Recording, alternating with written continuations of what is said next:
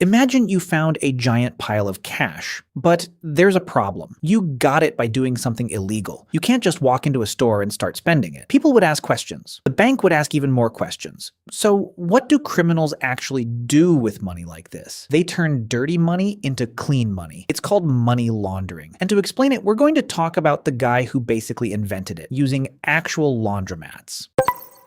Here's the easiest way to picture how this works. Think about real laundry. Dirty clothes go into a washing machine. They come out clean, same clothes, but now nobody can tell what they used to look like. Money laundering works exactly the same way, except instead of clothes, it's cash. And instead of detergent, it's confusion. Dirty money means money that came from something illegal. Clean money means money that looks totally normal, like it came from a regular job or business. The process of turning one into the other happens in 3 steps, and we're going to learn them through one guy, a guy who was so bad at being subtle, his nickname was literally Scarface.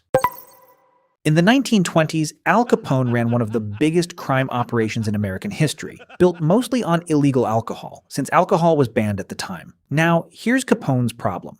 He was making an enormous amount of cash, like suspiciously large bags of cash, and you can't exactly write income source illegal beer on your tax return. So Capone got creative. He started buying up legitimate-looking businesses, and here's the funny part, including actual laundromats, coin-operated laundry shops. Think about that for a second. The guy didn't just launder money figuratively. He may have literally washed people's socks while also washing his criminal cash on the same block. Multitasking, mob boss style. Some historians actually credit Capone's laundromats as one of the reasons we call this crime money laundering in the first place. Comedy gold written by real history.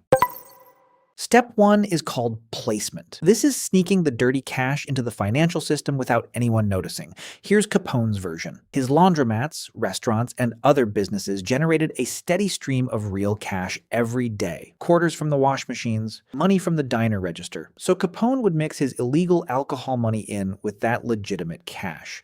A laundromat reporting $200 a day in quarters suddenly reports $2,000. Who's going to question a guy who owns a laundromat for having a lot of quarters? This is the equivalent of sneaking your dirty gym socks into a basket that already has clean towels in it. Nobody's checking the whole basket sock by sock. Step 2 is called layering. This is where you move the money around so much that nobody can trace where it actually came from. Capone didn't just own one laundromat, he owned a whole web of businesses, restaurants, laundromats, other storefronts, and money moved between all of them constantly. By the time investigators tried to follow the cash, it had passed through so many hands, registers, and businesses that the trail looked like spaghetti. Good luck untangling that. It's like washing the same dirty shirt in 5 different machines, in 5 different buildings, owned by 5 different, totally legitimate businesses. Nobody can prove which building it started dirty in.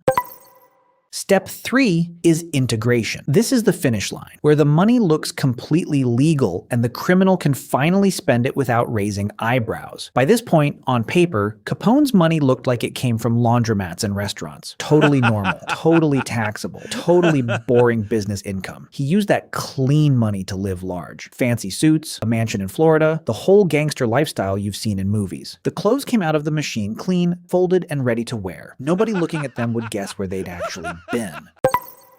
Here's the part that's almost funnier than the laundromats. The government spent years trying to catch Capone for bootlegging, bribery, even murder. Couldn't make it. The guy had layers upon layers protecting him. So how did they finally get him? He was eventually convicted of tax evasion, not for any of the violent or illegal stuff he was actually infamous for. Basically, the government looked at his fancy clothes, his mansion, and his expensive lifestyle and said, hey, you reported way less income than you're clearly spending. Where exactly did this money come from? That's it. That's the move that took down one of the most feared criminals in American history. Not a shootout, not a sting operation. A guy with a calculator asking, where's the receipt for that? And that's how they got caught. So that's money laundering, explained through actual laundromats and a guy in a fedora. Placement, sneaking dirty cash into a normal-looking business. Layering, moving it around through so many businesses that nobody can trace it. Integration, spending it freely because on paper it's totally clean. And remember, even the guy who arguably inspired the name of the crime got taken down. Not by police chasing him through alleys, but by accountants doing basic math on his spending habits. Moral of the story, dirty money in, clean money out. But somebody, somewhere, is always checking the receipts.